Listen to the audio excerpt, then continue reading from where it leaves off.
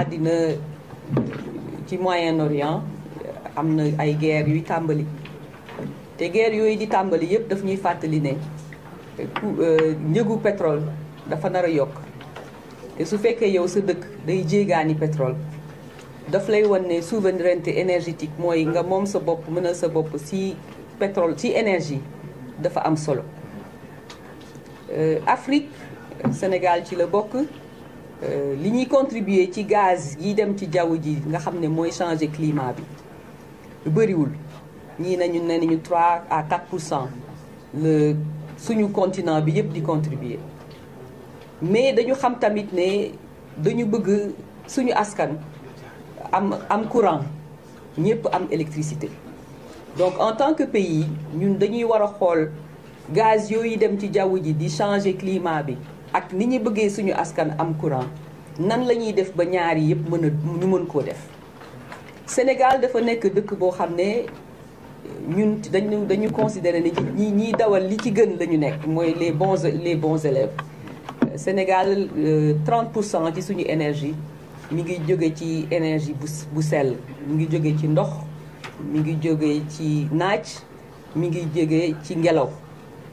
loolu ñun dañ koy rafetlu te moo tax dans le monde entier bu ñuy citer exemple Sénégal la ñuy citer.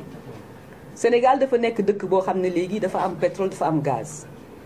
te ñun ci li ñuy d'accord ak àddina bi mooy suñu pétrole ak suñu gaz dañ koo fas yéene utiliser jëfandikoo pour indi suñu développement économique te may suñu askan ñu am électricité boo xam ne du cher. Formation bi ñuy teewee tey nag formation bu am solo la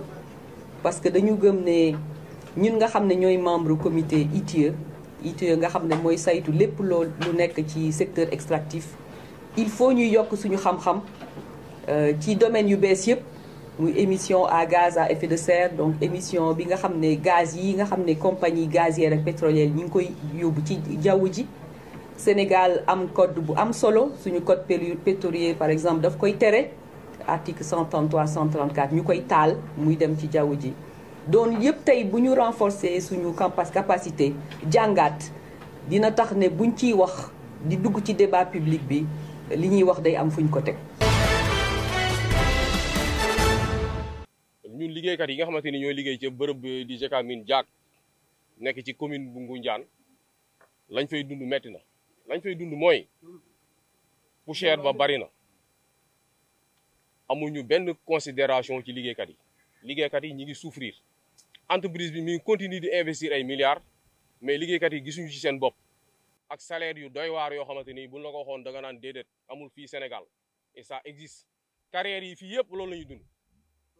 beneen bi ci des mooy ñi nga xamante ni ñooy population Ngoundiane gi nga xamante ni ñoo dëkk Ngoundiane ak village environnant yi ñi ngi bëgg a dee ak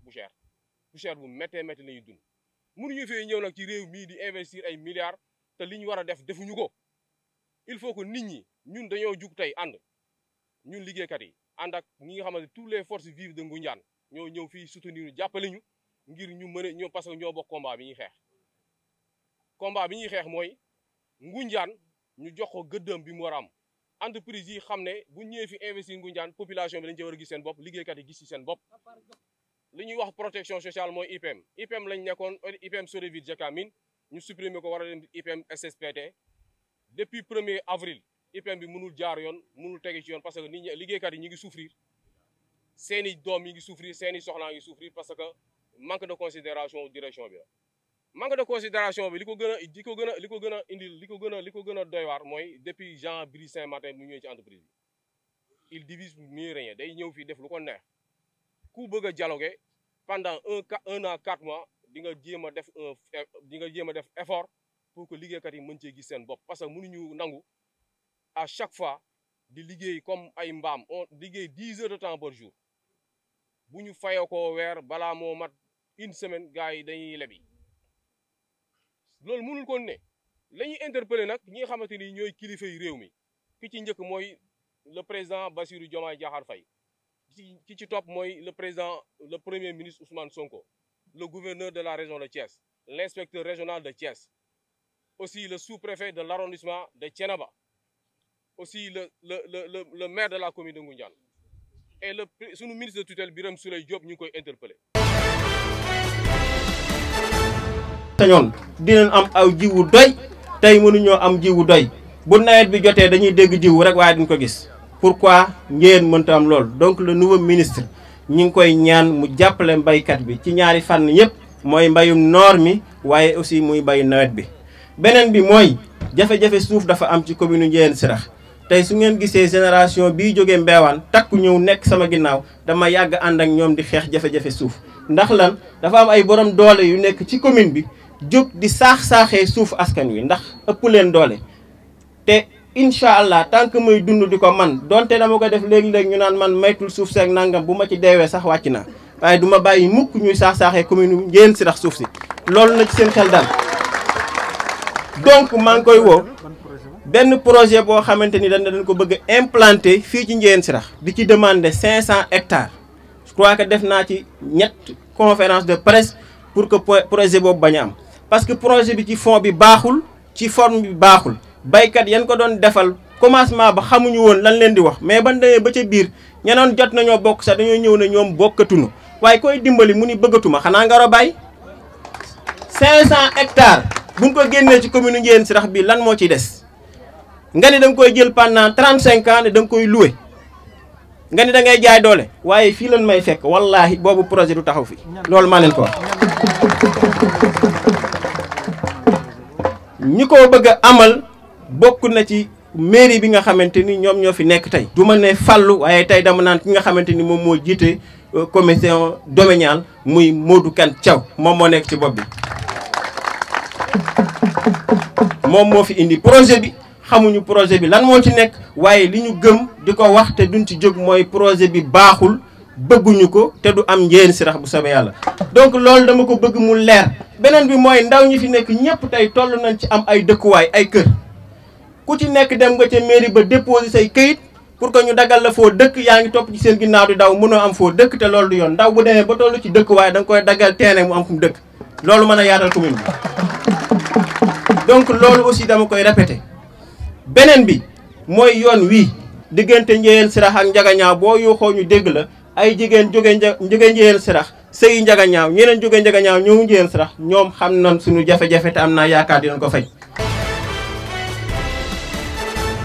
tey rek ñu indi ay leeral ci ay nit yi nga xamante ni jot nañu génn semaine passée pour wax ci situation Dakar Dem Dikk wala ñoom lu ñuy xaar ci ëllëgu Dakar Dem Dikk. di woo sénégalais di woo journalistes yi di woo travailleurs yi que chantage googu bi nga xamante ni les syndicalistes sont en train de le faire ñun duñu bàyyi mu jàll. parce que du suñu rôle en tant que syndicaliste di tànnal suñu bopp directeur général wala di ko fi jëlee nu service public li ñuy def te continue fii ba heure bu ñuy jëlee le directeur général Ousmane Sylla moom moo fi nekk le directeur général donc mooy décider ci lépp li nga xamante ni moo war am ci biir kër gi. ñun Dakar Dem Dikk am nañu benn expérience de 20 ans loolu moo tax ñu wax ne jamono jii nii les enjeux fu ñuy xaar gouvernement actuel fu ñuy xaar les travailleurs ak sénégalais yi mooy tey gouvernement bi lan la mën a def lu raw ñi nga xamante ñoo fi nekkoon defal ko Dakar Dem Dikk mooy ñu jox nu ñu gérer BRT par rapport à notre 20 ans d' expérience. tey lu ñuy xaar ci gouvernement actuel muy mu fédérer tout le transport mu téy ko à main